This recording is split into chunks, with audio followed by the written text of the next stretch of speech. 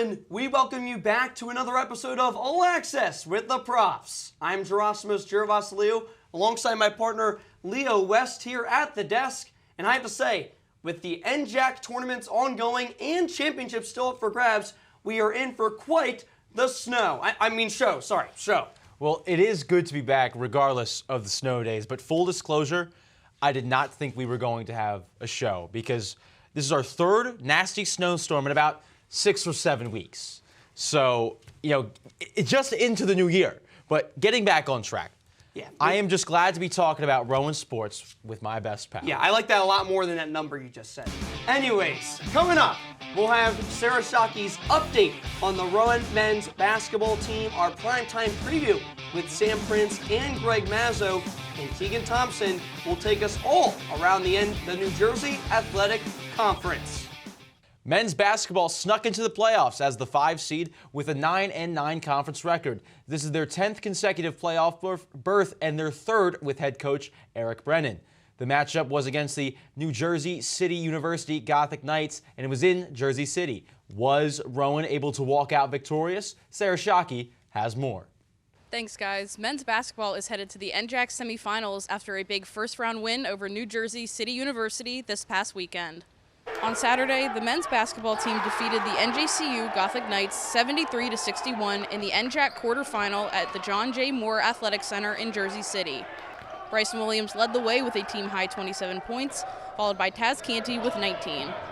Rowan's quarterfinal win came just days after a loss in its regular season finale last Wednesday, when the Stockton Ospreys handed the Profs their 3rd consecutive loss, 90-70. Awaiting Rowan in the NJAC semifinals is the #1 team in the country, the Montclair State University Redhawks. They lost just once during the regular season, and the reigning conference champions are looking to make it back-to-back titles. Reporting from SB Gymnasium in Glassboro, I'm Sarah Shockey with All Access with the Profs, sending it to Leo and Gerasimos back in the studio. Thanks, Sarah. This offensive outburst from your Rowan men's basketball team was not just a coincidence. We now turn to the tape to see how the Profs seized their quarterfinal victory with our very own analyst, Mason Kinahan. Welcome back to Tape Talk here on All Access with the Profs. I'm your host, Mason Kinahan. The Rowan men's basketball team picked up a huge win against NJCU in the NJAC quarterfinals last Saturday. A big reason for the win was senior guard Bryson Williams, who scored 27 points in the Profs' victory. Williams is a great offensive talent, but how was he able to break NJCU's 2-3 zone? Well, let's dive into the tape and find out. One of the things I love about Bryson Williams is that he never lacks confidence in his shot. He starts this game 0 for 4 from the field and 0 for 3 from downtown, but it's not going to stop him from continuing to put up shots. You'll see here Kamai Orange is going to cut inside, which pulls away this outside zone defender towards Orange. It's going to leave enough space for Bryson Williams to have confidence to step into this 3, drains it, and all you need as a shooter is just to make one shot, and all of a sudden Bryson Williams is hot. Another thing I love about Bryson Williams is he got the complete offensive bag. He can score at all 3 levels, and you're going to see that here. Oki Byron's going to set the screen, and it's going to put this bigger NJCU defender on Williams. Williams is going to pull this NJCU defender out, and all of a sudden, this guy who is a lot less mobile than Bryson Williams is 3 paces above the 3-point line. Williams knows that he's got this guy in trouble, so what is he going to do? He's going to give him a little hesitation move, explosion off the first step. It's an easy layup for Bryson Williams and a quick 2 points for Rowan. Williams really started to heat up in the second half. He had 17 of his 27 total points in the final 20 minutes. So what is Eric Brennan going to call up here? Well, he's going to call up a designed play off the inbound for Bryson Williams. This is a great set design to beat NJCU's 2-3 zone. You'll see here that you've 2 NJCU defenders kind of for this entire area. So the Profs are going to stack this with 3 different Rowan players all here in this high post. You have Oki Byron, Williams, and Kamai Orange. So off the inbound, Orange is going to go one way, Oki Byron's going to set the screen the other way, and all of a sudden, it's going to leave Bryson Williams wide open for the easiest 3-pointer of his life. He's going to drain it and give Rowan a double-digit lead late in this one. Up next for the Profs is #1 ranked Montclair State, who have only lost 1 game up to this point in the season. But that'll do it here on this week's edition of Tape Talk here on All Access with the Profs. I'll send it back over to the studio. Thanks, Mason. Bryson Williams certainly rose to the occasion when it matters most. Both the men's and women's track and field teams traveled to the University of Pennsylvania for this year's NJAC championships over the weekend. With the Profs seeking record-setting performances, here's insight from our reporter, Aiden Ray. Thanks, Gerasimus and Leo. The Rowan men's and women's indoor track and field teams both competed at the Ott Center in Philadelphia for the NJAC Championships on Saturday. They were supposed to compete on Sunday as well, but it was postponed due to inclement weather. Starting with the men's team, who was second out of 9 teams, Elijah Hendricks, Julian Conigliaro, Evan Corcoran, and Ray John Dixon clocked in an all-time Division III best time of 1:23.59, breaking its own record. Hendricks and Dixon were part of the previous best relay of 1:23.45 set in last season's championship meet, an excellent result for the men's team. Moving over to the women's team, who was third out of 9 teams, there was another broken record, this time in the 4x200 meter relay. This was led by Nyla Jones, Paige Franklin, Ava Riley, and Amari Pinkett. This record was also set last year as well. A great result for the women's team. Up next for both teams, they will go back to the Ott Center in Philadelphia for Day 2 of the NJAC Championships during a later day this week. This is Aiden Ray, your Rowan track and field reporter here on All Access with the Profs, and we're going to send it right back to Gerasimus Gervasiliou and Leo West in the studio. Thanks, Aiden. Women's basketball finished with a 12-6 in-conference record. They played an NJAC playoff game. This time it was at ESB. Rutgers-Camden came to town, a team that Rowan has already beat this season. With the latest is Brett Gardner. Thanks, guys. Last week, the women's basketball team hosted Stockton in their final game of the regular season, and then hosted Rutgers-Camden in the first round of the NJAC playoffs. The Profs defeated Stockton last Wednesday, 70-60. After a back-and-forth game throughout the first 3 quarters, Rowan went on a 12-2 run to start the fourth quarter to take the lead 60-47 and never gave it back. 3 Profs scored double-digit points led by Megan Donaldson, who recorded a double-double. Moving on to Saturday, Rowan lost in the first round of the NJAC playoffs to Rutgers-Camden. After finishing the first quarter with an 18-15 lead, the Profs couldn't contain the Scarlet Raptors offense. Rowan would end up falling 69-55. Jess Mastriano put up a career-high 19 points, and Megan Donaldson was behind her with 11 in the Profs' last game of the season. With that, the women's basketball team's season comes to an end with a final record of 16-10. Reporting from SB Gymnasium, I'm Brett Gardner from All Access with the Profs. Back to you guys in the studio. Thanks, Brett. An unfortunate end to the season for this Rowan women's basketball team, considering how hot they were going into the tournament. But it's a young team, and I talked to Coach Pearson after the game, and she tells me that she hopes that these young players can kind of use this loss as an opportunity and a motivation for next year. Well, yeah, you think about it, they're all freshmen and sophomores, too. I mean, you lost a lot of seniors last year, and I believe they overperformed expectations. I mean, this team did exceptionally well for the players that they had, and, you know, we see some budding superstars already in the NJAC, specifically with Megan Donaldson. You know, it's unfortunate the season had to end this way, but, again, I think they did a lot. They made a lot of great movement in the right direction too, and hopefully next year will be better. They'll be able to win a playoff game too, and hopefully we will see that next year. Well, on the bright side, Megan Donaldson got her first Rookie of the Week honor from the NJAC. About dang time. And then Charlotte Carlias got Defensive Player of the Week again this season. Well deserved, that is for sure. But later on the show, we got the calendar segment, the weekly sports news, and of course, Mish Show's Magic Minute. But before we get to all of that, we're going to take a quick break. Don't go anywhere. You're watching All Access with the Profs.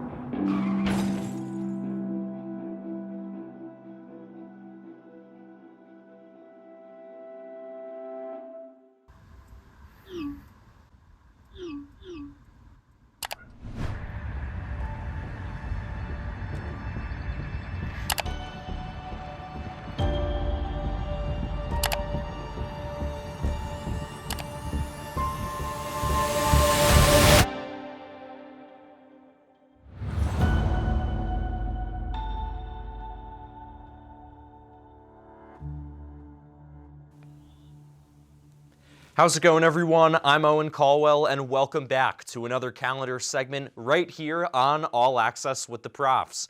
After discussing numerous events last week, we have more to touch on this week to close out the month of February. Starting it off with 2 games this Wednesday. Women's lacrosse is set to open up their season, as it says right here, on the road at Lebanon Valley at 5 p.m., while men's basketball will battle Montclair State at 7 p.m. in the NJAC semifinal, also on the road. Now, it's on to Friday. On last week's show, I had mentioned how men's and women's indoor track and field had NJAC championships coming up. Well, this past weekend, the Profs were able to compete on Saturday, but Sunday's events were postponed due to weather. These events will now take place this Friday at 3:30 p.m. at the Ott Center in Philadelphia. This sets us up for Saturday. If men's basketball defeats Montclair State this Wednesday, they will participate in the NJAC Championship on this day, with a time and location still to be determined. Also, women's lacrosse is lined up to have their home opener as the Profs take on Muhlenberg. That game is scheduled for 1 p.m. And two quick side notes. Baseball and softball were supposed to open their seasons on this day as well. Baseball was supposed to take on Cortland in Plymouth Meeting, Pennsylvania. That doubleheader got canceled because of the snow. And as for softball, they were supposed to welcome SUNY Oneonta to Glassboro for a doubleheader of their own. However, according to Rowan Athletics, those games were postponed. A lot of snow in Glassboro right now is impacting the start to the spring seasons. Now, this week, for my Game of the Week, I am highlighting a game that will almost certainly not be affected by the weather. Men's basketball against Montclair State in the NJAC semifinal. Rowan is coming off of a big win this past weekend against NJCU, with Bryson Williams and Taz Canty both shining. Montclair State, however, only has one loss this entire season, and it came last week against TCNJ. The Red Hawks were ranked number 1. That's right, number 1 in Division III last week, and they have since moved down to number 6, says D3Hoops.com, and they have also won the last 3 games against the Profs, says Rowan Athletics. In any event, though, that does it for another calendar segment. I'm Owen Caldwell once again. Now, for more on this semifinal matchup, it's time for Prime Time Preview. Here's Sam Prince and Greg Mazzo. Thank you, Owen. Welcome back to Primetime Preview. I'm Sam Prince. Alongside me tonight is Greg Mazzo. And tomorrow night, the Profs are headed up to Montclair State to play the number 6 ranked Montclair State Red Hawks in the NJAC semifinals for a chance to get to the NJAC championship. Now, in order for the Profs to pull us off, they're going to need Bryson Williams to have a big night. And his 2 games in the NJAC playoff games, he's averaged 23.5 points per game this year. And against Montclair State, he's had 19.5 points per game. But Mazzo, besides Bryson Williams, who's our key to this game? Has to be Taz Canty. He's the team's leading scorer and steals leader. He's a guy that can do it all. He can rebound, he can dish the ball out, he can score, he can defend. There is really not a weakness in Taz Canty's game, and that's even for his size as well. And he had 19 points against NJCU in their first NJAC playoff game, and if Rowan wants to have a chance of pulling off an upset, they're going to need him to step up and have a big game. Well, Mazzo, another key to this game is for the Profs to limit the turnovers, as they had 18.5 turnovers in their 2 games against Montclair State this year. Yeah, and to your point about the turnovers, Rowan, obviously, they had 23 turnovers in the first game, 13 in the second game, so they cut that number down from 23 to 13, and Montclair State is a team that likes the full court press. They want to get steals, they want to get traps, they want to get easy buckets. That's their defensive philosophy. But another key to the game that I want to talk about is Rowan needs to do a better job of defending the 3 and shooting the ball better from 3, because Montclair State, in their 2 games against Rowan during the regular season, they shot 31 of 67 combined against the Profs, while Rowan only shot 6 of 36. So if Rowan wants to have a chance of closing the gap on that number and improving in that key concept of the game and having a chance to win, they're going to have to improve in that area.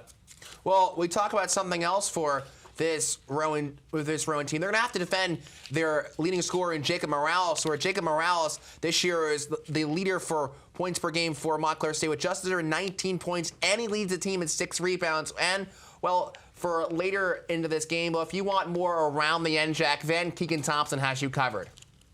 Good evening and welcome to Around the NJAC with me, Keegan Thompson. We're right in the thick of winter sports transition into spring, which means NJAC basketball playoffs. I bet you've heard a lot of that tonight. So let's have a look at the spring tournament brackets, starting with women's basketball. With quarterfinals in the books, the Profs took an early exit to Rutgers Camden 69-55. And everything went right for the Profs last week as they went up from 5th seed all the way up to 3rd with their win over Stockton. But the Prof season is over, and Camden instead will move ahead to Ewing in a matchup against TCNJ in the semifinals. Now, over on the other side of quarters, Stockton locked up with Montclair State and was successful at home, 67-60. Zamira Ennels led the way with 24 points and, count them, 19 rebounds. That's almost more than the points she had. Bree Evans was right behind her with 19 points of her own. So Stockton now has a date with William Patterson, undefeated and top seed in the NJAC women's basketball. The Osprey have their work cut out for them against the nationally ranked Pioneers. The game was postponed to Thursday, however, following this weekend's snowstorm here in New Jersey. But the Profs are ending on a high note with senior Charlotte Carlisle and freshman Megan Donaldson. They were both named NJAC Athletes of the Week this week to round out the regular season. And now, let's have a look at NJAC men's basketball, where Rowan knocked down the door to earn a playoff spot at the back end of the season.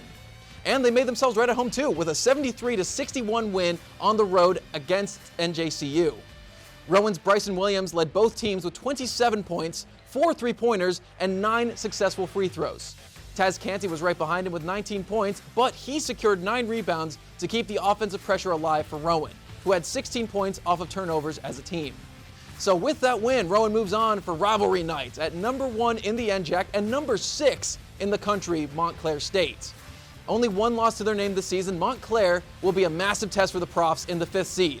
But the Redhawks look mortal after taking their first and now only loss against 2nd seed TCNJ in the final week of the season. Time will tell if the Profs' miracle run can continue after semifinals. Now, back down the bracket to the other side of quarters, fierce battle in Galloway, but Stockton took the win over Kane 78-72. And Kane made it a fight though, with Kareem Irby scoring 29 points leading both teams and Malachi Jeffers Vieira with 24 of his own. They were the game's highest scorers, with Stockton's highest scorer being Justin Harper down at 22. Stockton hung in there and won a thriller that featured 7 lead changes. They will take on TCNJ in Ewing for the semifinals. So that will do it for me. Winter athletics in the NJAC are hanging on tight, but we will be chatting about the start of the spring season next week. Now, for me, I'm going to be sending it right back to the guys at the desk, Leo and Gerasimos. Thanks, Keegan. And, I was actually able to go to NJCU for this playoff game in Gerasimos. It was really something special because I've never been to an NJAC playoff game before, too. And, it would have been nice to see the Profs at home, if they closed out the season a little bit differently. But I'm just glad that I was able to see a win there, too, not only as a broadcaster, but as the men's beat writer as well. Yeah, you've done some great work, Leo, but I have some news for you, actually. Rowan's going to win tomorrow. Really? Or Rowan's going to beat Montclair State. Really? They're coming into this game hot. They got playoff Bryce, as they call him, Bryson Williams. Taz Canty, he's a second-team player for the New Jersey Athletic Conference. And it's hard to beat a team 3 times in one season, especially within the same conference. So, why not March Madness come early? Yeah, well, you heard it here first, ladies and gentlemen. Gerasimos Gervasiliou says Rowan men's basketball is going to beat Montclair State. Book it right now. I'm going to wear my brown suit next week if they win. Oh, there you go, Yeah. too. All right, well, the way you describe it, sounds possible, all right? It sounds possible. The Profs do need some magic of their own on their side, but speaking of magic, here's Jacob Michaud with Michaud's Magic Minute. Take it away. Thank you very much, Leo. My name is Jacob Michaud, and welcome back to yet another week of my Magic Minute. With the winter sports season nearing its end, it would be a crime not to talk about the magic of men's indoor track and field. First off, they have won the last 10 NJAC championships, and they aren't just shining amongst the conference because they are also ranked number 2 in the entire nation this season. And to no surprise, even more magic went down for these guys just 4 days ago in day 1 of the NJAC championships, where the 4x200 meter relay team consisting of Elijah Hendricks, Julian Conigliaro, John Williams, and Rajon Dixon broke the all-time Division III record with the time of 1 minute 23.59 seconds. And yes, they broke a record Rowan already owned. Way to rub it in, guys.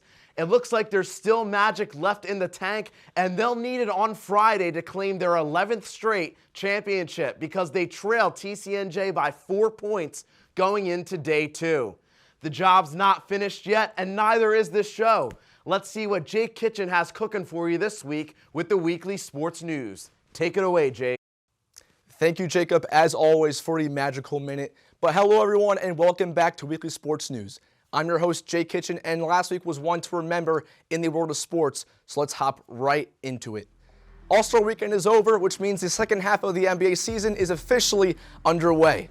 In the Eastern Conference, the Detroit Pistons, led by Cade Cunningham, have had their number one seed on lock all season long. They're sitting 5 games ahead of the Boston Celtics and are looking very comfortable at the top. Out west, the reigning champs, the Oklahoma City Thunder, led by reigning MVP Shai Gilgeous-Alexander, have been doing the exact same thing. They hold a 2.5 game lead over the San Antonio Spurs, and if this keeps up, we are in for an absolute movie of a playoff race. Seatbelts on because the second half is about to get wild. Moving from the hardwood to the diamond, spring training is officially underway, which means baseball is back and summer is right around the corner. Thank God.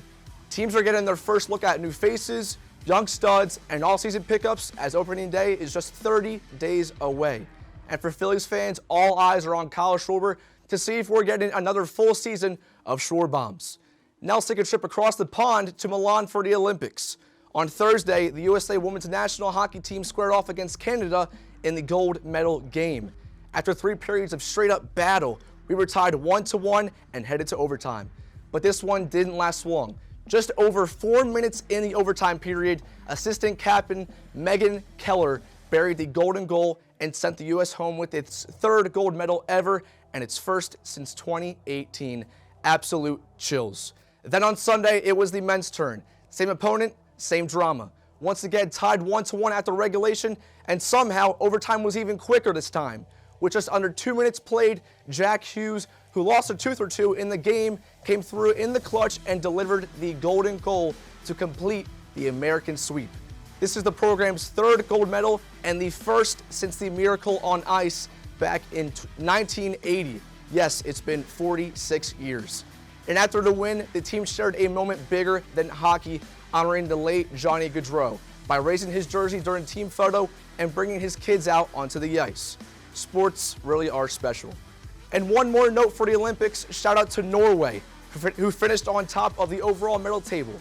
That makes it 3 straight Winter Olympics wins for Norway. The first time a country has done that since Germany pulled it off from 1998 to 2006. Absolute dominance shown by Norway. But that's it from me. Again, I am your host, Jake Kitchen, and I will see you all next week for more weekly sports news. Now let's send it back over to Gerasimos Jaravasilio and Leo West to put a stamp on the show. Thanks, Jake and Leo. I mean, what a phenomenal job by both our men's and women's United States of America hockey teams taking gold. And I'll tell you what, well, I love seeing them get some gold. I think it's time for the Profs to win some gold. Well, I mean, they already got gold uniforms on, so they're literally wearing what winners wear already. So hopefully that translates into what you think is going to be the upset of probably the decade in NJAC men's basketball. So, but thank you to Jake for being great and reporting all the news to us too. But yeah, speaking of that gold medal game, I mean, I was able to watch the women's. That was great. Unfortunately, it was in class. Hugely. But I think my professor might be okay if I watched, since I watched that in class. I think they might be okay with it too. But it pains me to admit this. I missed Jack Hughes' overtime goal. You missed it? Mm-hmm. No. So I woke up for the first period and then fell right back asleep. And I woke up and I was like, Aren't you a New Jersey Devils fan? I am a New Jersey Devils fan. Oh my goodness, you missed your own. Yep. Oh. I was really nice seeing it on Instagram afterwards. But well, that's good at least. That's good. But I think that's all the time we got here on All Access with the Profs. For my co-host, Gerasimos Jaravasilio, and myself, Leo West, thank you for tuning in. And thank you to this brilliant cast and crew. And as always, go Profs!